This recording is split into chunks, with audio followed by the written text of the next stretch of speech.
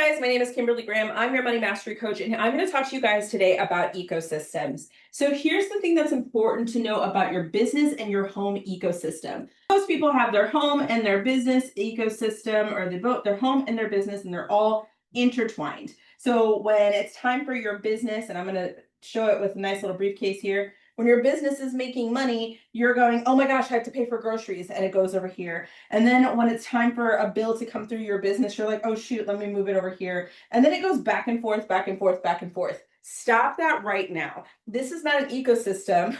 This is just all conglomerate and messiness, okay? We don't want that. Our household funds should not be the thing keeping our business going, and vice versa. We want to make sure that we have an ecosystem in both places so that we can actually be the entrepreneur we want to be, stay focused on giving our clients the feedback that they need to have, giving them the experience that you want to give them. You want to make sure that you can hire, you want to grow your business to a place where it's completely independent from your personal finances. The only time that your business touches your home finances is when you pay yourself. After that, there's no reason why your business or that your home should ever touch your business. So I'm going to make this little over here ecosystem, and here's what you need to do with your business, okay? So as your business makes money, here's what needs to happen. So people are paying you money lots of different ways. If you're a coach or if you're in e-commerce, you might get paid every single day. There's money coming in. But do you have a cash flow system of how this money is being moved around? If you don't, this is what you need to have in place.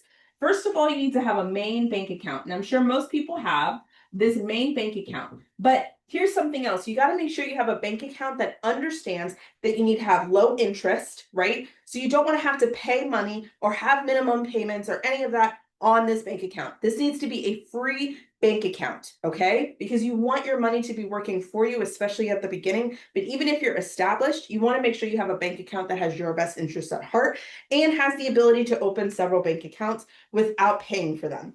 So what happens here is the money comes here and you're going to pay yourself immediately. Now, how much you pay yourself is different, but I like to say a good 50% is great. That's a great goal that you want to get to, okay? So that's the only time that it touches your home finances, and we'll get to how we use that here in a second. So that's the only time they touch, okay? So after this, you want to make sure you have another account that's specifically for taxes. Now, you might be recognizing this and going, hey, wait, there's a way for this. If you are looking at this and you're thinking profit first, you would be correct. But mine is a little bit different because I like to make as many different things as I can, depending on what values I have in my business. But taxes, I think, is something that every entrepreneur needs to have an account that's specifically for taxes. The percentage, however, is up to your CPA. Do you have a CPA? If not, you need to have one because this is going to be different for every entrepreneur based on what's happening and how much you're making. But you need to make sure a certain percentage is there. I like to start people between 15 and 20%. That's what I like to start them with. You need to have another one that's for expenses. Typically, you're going to have regular expenses in your business. For you, if you're a coach, you probably don't have a ton of expenses in your business.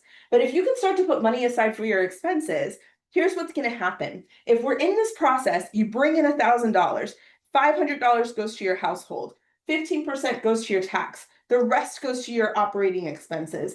As this grows, do you know what this can pay for? This can pay for ads if you're trying to pay for them so that you can continue to grow income. This can pay for a VA or an assistant to support you in your business, and you can pay for them in cash.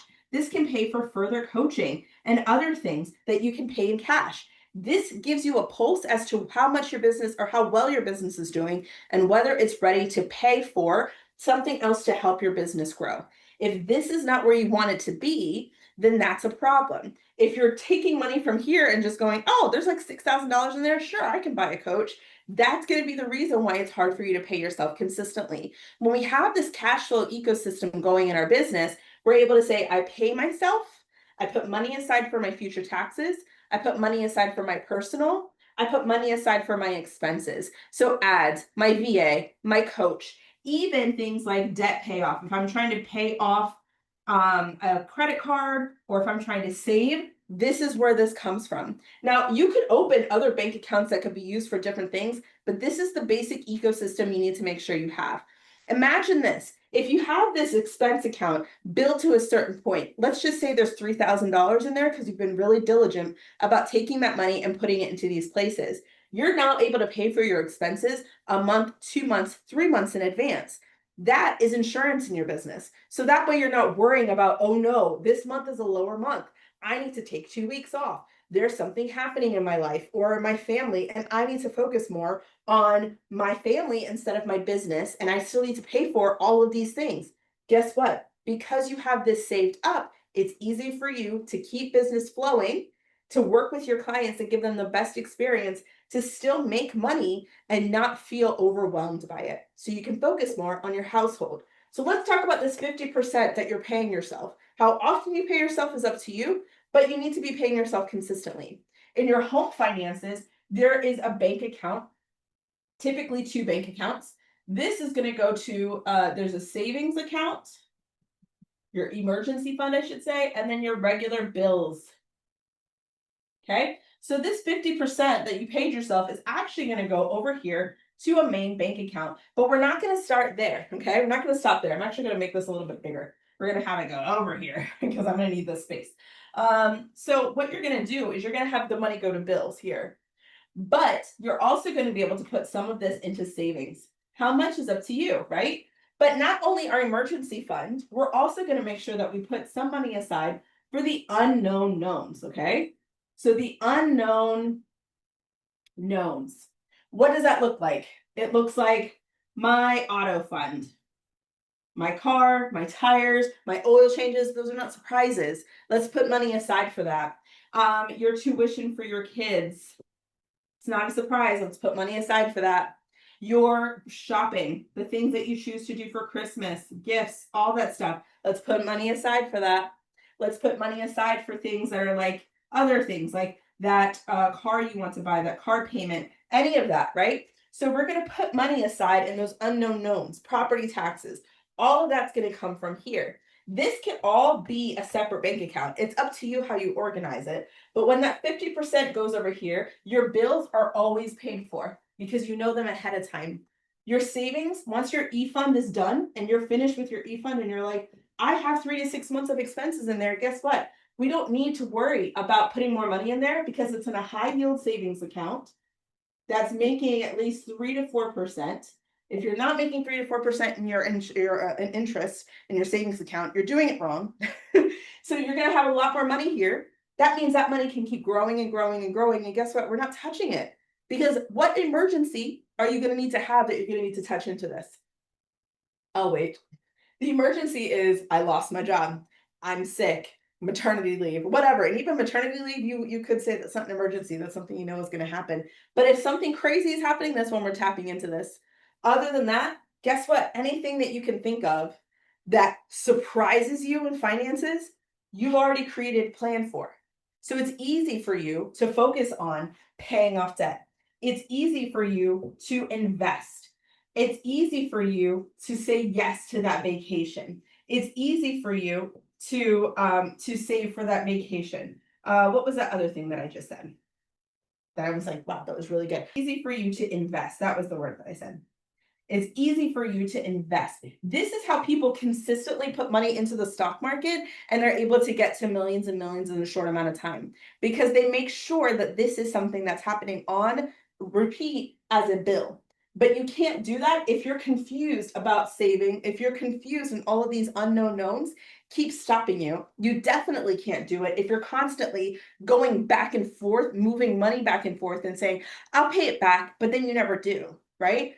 When you have a solid understanding of where your money is going in your business and you've created a solid routine and you have understanding of where your money needs to go and you're able to do it consistently, then what you're able to do is you're able to make sure that your household is consistent as well. You're able to get ahead of the unknown knowns that keep us from the goals that we want to have.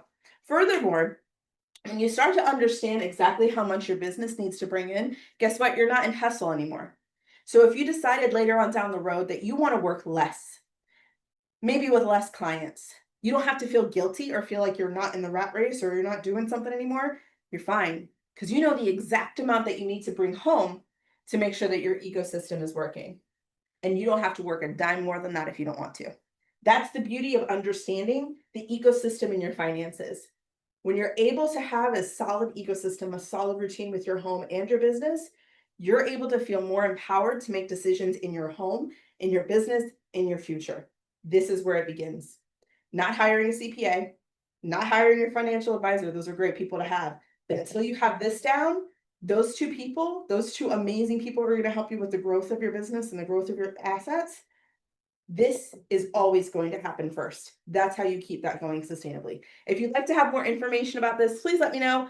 I love talking about this. It is literally my favorite thing in the world.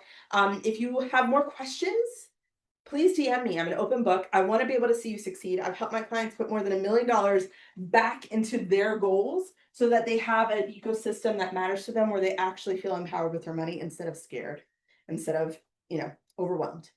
I hope this is helpful to you. My name is Kimberly Graham. Again, I'm a money mastery coach and I want to be able to support you. Have a great one.